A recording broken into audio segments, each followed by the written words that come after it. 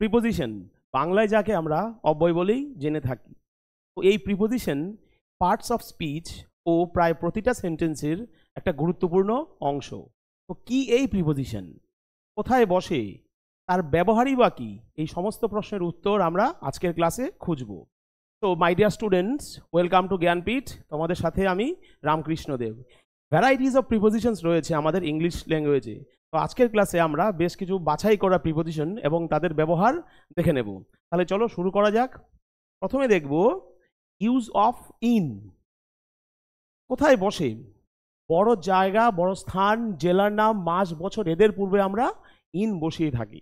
তো ফার্স্ট এক্সাম্পলটা খেয়াল করো, you can live dash Kolkata, Delhi, Chennai. প্রত্যেকটা শহর কিন্তু মেট্রোপলিটন সিটি, বিশাল এরিয়া নিয়ে প্রচুর জনসংখ্যা তার, সেই ক্ষেত্রে তাদের পূর্বে আমরা ইন বসাবো। আচ্ছা, নেক্সট দেখো, he lives dash Nadia, Rudraprayag, north 24 Pargana. Rudraprayag যেখানে ভাগীরথী আর অলকানন্দার সঙ্গম হয়েছে, সেই জায়গাটা। তো অনেক জেলা, বড় জেলা, তাদের ক্ষেত্রেও আমরা তাদের পূর্বে ইন বসাবো।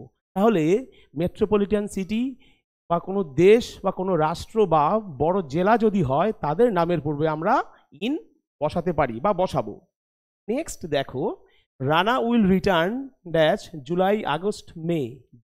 12 মাসের মধ্যে যে কোনো একটা মাসের নাম থাকুক না কেন, তার পূর্বে আমরা ইন বসাবো। এখানে তোমাদের বোঝার সুবিধার্থে 3টে মাসের নাম দেয়া হয়েছে, কিন্তু প্রত্যেক ক্ষেত্রেই এদের পূর্বে আমরা ইন বসাবো। রানা জুলাই মাসে, আগস্ট মাসে বা মে মাসে ফিরবে। নেক্সট দেখো, India one the champions trophy dash 2013। Mahendra Singh ধোনির নেতৃত্বে 2013 সালে চ্যাম্পিয়ন্স ট্রফি ভারত জিতেছিল, যেটা ইংল্যান্ডে অনুষ্ঠিত হয়েছিল। তো ওই সালটা, এই সালের পূর্বেও আমরা ইন বসাবো। তো এগুলো হচ্ছে ইনের একমাত্রিক ব্যবহার। তো ইন অন্যান্য অনেক জায়গায় তার ব্যবহার রয়েছে, যেমন ধরো অনির্দিষ্ট ব্যাপক সময় বোঝাতে ইন বসায়। কিরকম? তুমি আমার সঙ্গে দেখা করতে পারো সকালবেলা। সকাল কটায় বলা নেই, তার মানে পিন পয়েন্ট করা হচ্ছে না, অনির্দিষ্টভাবে বলে দেওয়া হলো। এখানে তাই দেয়া আছে, you can meet me dash the morning, evening. সকালে বা সন্ধ্যায় যে কোনো সময় তুমি আমার সঙ্গে দেখা করতে পারো। তো সকালের কটার সময়, ঠিক কোন মুহূর্তে দেখা করবে সেটা কিন্তু বলা নেই, অনেকটা সময় জুড়ে সকালটা বা সন্ধ্যাটা তৈরি হয়। তো সেই ক্ষেত্রে আমরা এখানে ইন বসাবো, যেহেতু অনির্দিষ্টভাবে বলা হয়েছে, সময়টা বলে দেওয়া হয়নি যে কটার সময়, সেই ক্ষেত্রে আমরা ইন বসিয়েছি। নেক্সট দেখো, হি উইল কাম, এটাও তাই, ইন দ্য আফটারনুন। দুপুর 12টার পর থেকে গোধূলির আগে পর্যন্ত পুরো সময়টাই কিন্তু আফটারনুন। কিন্তু পিন পয়েন্ট করে বলা হয়নি যে বিকেল 3টে, 4টে বা 5টার সময় আছো, সেটা বলা হয়নি, শুধু বলে দেওয়া হয়েছে তুমি আসতে পারবে বিকেলবেলা। সেই ক্ষেত্রে অনির্দিষ্ট ব্যাপক সময় বুঝিয়েছে, তাই আফটারনুনের পূর্বে আমরা এখানে ইন বসিয়েছি।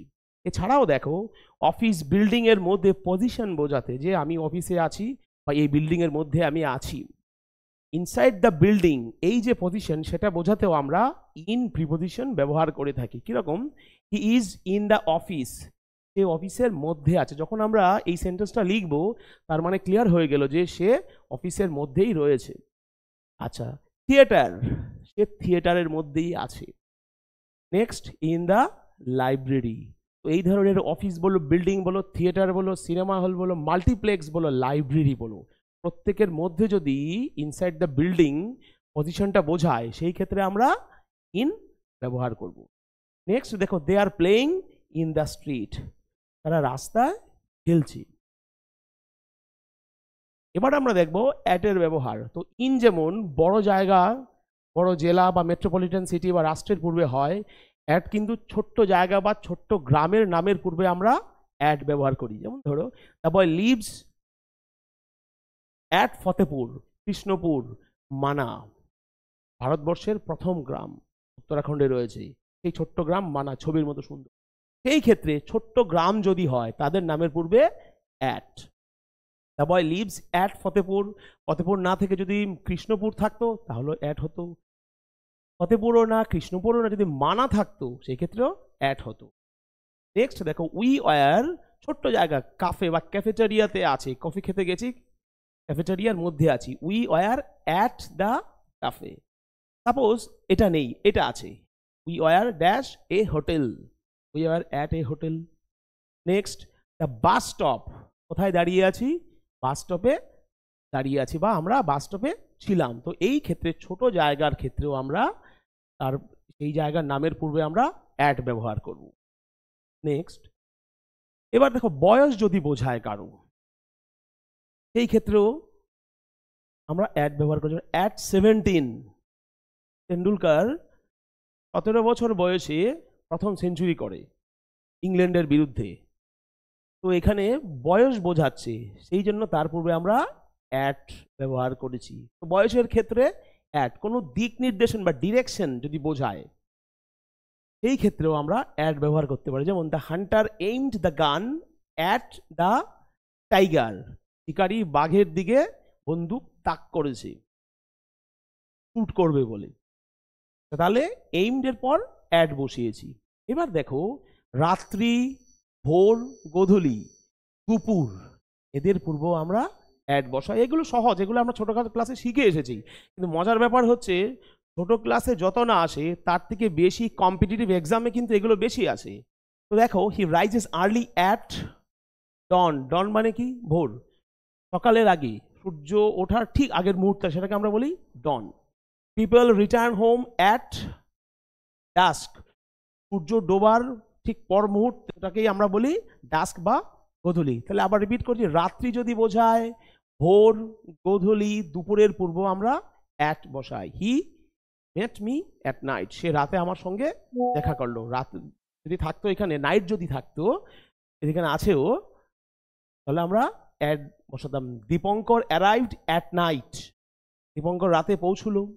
নুন আছে, দুপুর, তার পূর্বে আমরা অ্যাট বসাবো। মুখস্থ করে নিলেই বেটার হয় এটা। নেক্সট দেখো, অন, এমনি অনের সহজতম অর্থ হচ্ছে উপরে থাকা, কোনো কিছুর উপরে থাকা। এছাড়াও এর ব্যবহার আছে। দেখো, বিষয়, কোনো বিষয়ের উপর একটা কিছু লেখা হলো, একটা থিসিস বা একটা বই বা একটা পুস্তক লেখা হলো, এই ক্ষেত্রে সেই বিষয়ের নামের পূর্বে আমরা অন ব্যবহার করব। He wrote a book on chemistry, আচ্ছা কেমিস্ট্রি নেই, ফিজিক্স আছে, সেই ক্ষেত্রেও আমরা অন দেব। He wrote a book on physics. আচ্ছা, তাহলে বিষয়ের নামের পূর্বেও অন হয়। দিন, কালকি will be released dash Sunday, কোনো বার বা দিনের পূর্বেও আমরা অন ব্যবহার করি। রিসেন্ট রিলিজ হয়েছে এই মুভিটা, অমিতাভ বচ্চন, প্রভাস ছিল সবাই, দুর্ধর্ষ একটা মুভি, রিলিজ হয়েছে রবিবারে, তাই সেই বারের নামের পূর্বেও আমরা অন বসাই। ইংলিশ গ্রামার এটাই আমাদেরকে বলছে। তারপর দেখো, তারিখের আগে ডেট যদি বোঝায়, we shall visit the Jagannath Dham on the 11th October, October মাসের 11 তারিখ আমরা জগন্নাথ ধাম দর্শন করব। তো সেই ক্ষেত্রে দেখো, কোনো তারিখের পূর্বেও আমরা অন বসিয়ে দিয়েছি। তো এখানে 11th অক্টোবর না হয়ে যদি 10th অক্টোবর হতো, অন হতো। 10 ডিসেম্বর হতো, সেই ক্ষেত্রেও অন হতো। তারপর দেখো, কোনো কিছু ছুঁয়ে থাকলে, যেটা সবচেয়ে ভাইটাল, সেটা হচ্ছে এটা, কোনো কিছু ছুঁয়ে থাকলে বা উপরে অর্থে অন বসে। একটা টেবিল, এটাকে যদি টেবিল ধরি, আর এটা একটা pen, there is a pen on the table, এই পেনটা টেবিলের সঙ্গে স্পর্শ করে আছে। তো এইভাবে যদি উপরে বোঝায়, কোনো কিছু ছুঁয়ে থাকলে উপরে অর্থে অন বসায়, স্পর্শটা থাকতে হবে, সেই ক্ষেত্রে আমরা অন বসাবো। The mouse is on the table, কারণ এই মাউসটা টেবিলের সঙ্গে স্পর্শ করে রয়েছে। নেক্সট, সদস্য বোঝাতে, ডিনোট মেম্বারশিপ আমরা অন ব্যবহার করি। কোনো একটা কমিটিতে আমি আছি, এই কমিটির সদস্যপদ রয়েছে আমার, তো আমার এই মেম্বারশিপটাকে যদি ডিনোট করতে চাই, সেই ক্ষেত্রে আমরা ওই সেন্টেন্সে অন ব্যবহার করব, নাউন বা প্রনাউনের পূর্বে। তো এই প্রিপোজিশন কিন্তু আমরা খেয়াল করবে, এতগুলো এক্সাম্পল দেখালাম, প্রত্যেক ক্ষেত্রে নাউন বা প্রনাউনের পূর্বে আমরা প্রিপোজিশন বসাই। কেন বসাই? এই প্রিপোজিশন এই নাউন বা প্রনাউনের সঙ্গে সম্পূর্ণ সেন্টেন্সের একটা সম্পর্ক স্থাপন করে। যখন এই সম্পর্ক স্থাপন হবে, তখন গিয়ে আমরা সম্পূর্ণ অর্থটা পাবো। যখন ক্লাসটা শুরু করি, প্রথম বলেছিলাম যে প্রিপোজিশনের ব্যবহার কেন করব, এই একটাই কারণে আমরা প্রিপোজিশনের ব্যবহার অবশ্যই করতে বাধ্য। প্রিপোজিশন নাউনের পূর্বে বসে, এবং সেই নাউনের সঙ্গে সেন্টেন্সের বাকি শব্দগুলোর একটা সম্পর্ক তৈরি করে। এই সম্পর্ক তৈরি হলে তবে গিয়ে একটা অর্থপূর্ণ বাক্য আমরা পাই, যার সম্পূর্ণ অর্থ আমাদের চোখের সামনে ভেসে ওঠে। তো এই ক্ষেত্রে দেখো, mister Modi is on the committee. Mister Modi এই কমিটির একজন সদস্য। নীতি আয়োগ বৈঠক কদিন আগে হলো। মিস্টার মোদি, আমাদের অনারেবল প্রাইম মিনিস্টার, তিনি এই নীতি আয়োগ কমিটির সর্বোচ্চ পদাধিকারী। তাই নিয়ে কদিন আগে মিটিং নিয়ে হইচই করলেন দিদি আমাদের। তো সেই কমিটির সর্বোচ্চ পদাধিকারী হচ্ছেন বা একজন সদস্য হচ্ছেন আমাদের পিএম মোদি। তাই এখানে কি হবে, mister Modi is on the committee. এখানে যদি কমিটির আগে আমরা লিখে দিতাম মিস্টার মোদি ইজ ড্যাশ নীতি আয়োগ,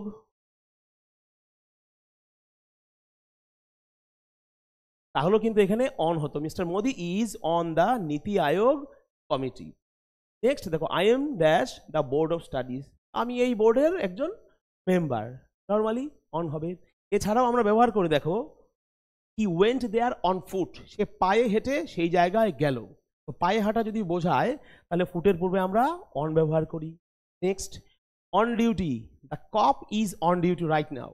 এই পুলিশ অফিসার বর্তমানে কর্তব্যে অবিচল রয়েছেন, তাহলে তার ডিউটি চলছে সেটা বোঝাতে গেলে আমরা কি ব্যবহার করি ডিউটির পূর্বে অন। অন টাইম, সময় মতো, I will be back on time, আমি সময় মতো ফিরে আসবো। তো সেটা বোঝাতে গেলে আমরা টাইমের পূর্বে অন ব্যবহার করি। নেক্সট, এইবার দেখো, অনের সাথে ওভার আর এভাবের পার্থক্য কি।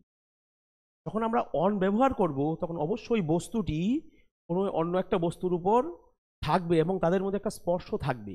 ওভার আর এভাবের ক্ষেত্রে সেই ব্যাপারটা নেই। ওভার হচ্ছে কোনো কিছু ছুঁয়ে থাকবে না কিন্তু একটু উপরে থাকবে, এই ক্ষেত্রে আমরা ওভার ব্যবহার করব। দেখো লেখাই আছে, কোনো কিছু ছুঁয়ে না থাকলে উপরে অর্থে একটা বস্তু আর একটা বস্তুকে স্পর্শ করেনি কিন্তু একটু উপরে আছে। যেমন মাথার উপর ফ্যান আছে, একটু উপরে আছে, কিন্তু আমাদের মাথার সঙ্গে কি আর স্পর্শ করে থাকে? মোটেই না। তাহলে সেই ক্ষেত্রে আমরা কি ব্যবহার করব, ওভার ব্যবহার করব। যেমন দেখো, the bird is flying over the tree. পাখিটা গাছের উপরে উঠছে, পাখির সঙ্গে গাছের কোনো স্পর্শ নেই, তাই আমরা কি দিয়েছি, ওভার, একটু উপরে। Next, the bridge is over the river. সেতুটা নদীর উপর আছে, নদীর সঙ্গে তার স্পর্শ নেই। যেদিকে মানুষ হেঁটে যাচ্ছে বা গাড়ি চলছে, পিলারগুলোর কথা বলছি না, যেদিকে মানুষ হেঁটে যাচ্ছে ফ্ল্যাট যে এরিয়াটা, সেটা কিন্তু জলের সঙ্গে স্পর্শ করে নেই, একটু উপরে আছে, তাই আমরা কি দিলাম এখানে, ওভার। অনেকটা উপরে বোঝায় এরোপ্লেন, উড়োজাহাজ মেঘের উপর দিয়ে ভেসে যাচ্ছে, অনেকটা হাজার হাজার ফিট উপর দিয়ে ভেসে যাচ্ছে, সেই ক্ষেত্রে আমরা কি দেব, অ্যাবাভ। অনেক উপরে বোঝালে, দেখো অনেক উপরে অর্থে বা ঠিক উপরে অর্থে বোঝালে অ্যাবাভ হয়। ঠিক মাথার উপর দিয়ে এরোপ্লেন যাচ্ছে অনেক উপর দিয়ে, এই ক্ষেত্রে আমরা কি দেব, above. The plane is flying above the clouds. আরেকটা এক্সাম্পল দিচ্ছি, দ্য সান ইজ অ্যাবাভ। সূর্য ঠিক আমাদের মাথার উপরে, অনেক উপরে, এই জন্য আমরা কি দিয়েছি, অ্যাবাভ। তাহলে অন স্পর্শ করে থাকবে, উপরে থাকবে, অ্যাবাভ একটু উপরে থাকবে, সরি ওভার একটু উপরে থাকবে, অ্যাবাভ অনেক উপরে থাকবে। আশা করি বোঝাতে পেরেছি। নেক্সট, এবার দেখো ইউজ অফ আন্ডার, ঠিক অপোজিট। এবার আন্ডারের দুটো মানে আমরা করি সচরাচর, একটা হচ্ছে নিচে আর একটা হচ্ছে কম বোঝাতে। যেমন the cat is sitting under the table. এখানে কি আছে, the dog is sitting under, টেবিলের নিচে।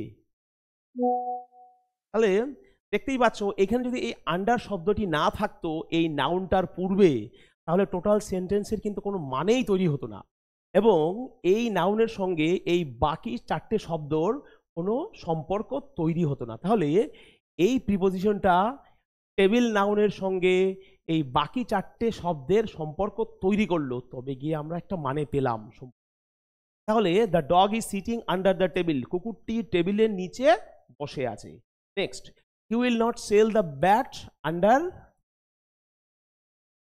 150, 150 টাকার নিচে সে ব্যাটটা বিক্রি করবে না। এইবার এই আন্ডার যদি না থাকে তাহলে এই পার্টের সঙ্গে এই পার্টের কোনো যোগাযোগই থাকবে না, টোটাল ইনকমপ্লিট সেন্টেন্স হবে। তাহলে আরেকটা জিনিস শিখতে পারি আমরা, সেন্টেন্সের কমপ্লিট মানে প্রকাশ করার ক্ষেত্রে প্রিপোজিশনের একটা ভাইটাল রোল প্লে করে থাকে প্রিপোজিশন। তারপর ইউজ অফ বিসাইড, বিসাইডস প্রায় মোরলেস একই রকম শব্দ, ডিফারেন্স একটা এস এর। বিসাইডে এস নেই, বিসাইডস একটা বাড়তি এস আছে। বিসাইড শব্দের মানে হচ্ছে পাশে, আমার পাশে। সিট বিসাইড মি, আমার পাশে বসো। ঠিক পাশে বোঝাতে আমরা সাইড ব্যবহার করি, এই প্রিপোজিশনটা ব্যবহার করি। There is a tree beside the river, এই যে রিভারটা নাউন, তার পূর্বে বসেছে। এখানে মি হচ্ছে প্রনাউন, তার পূর্বে বসেছে।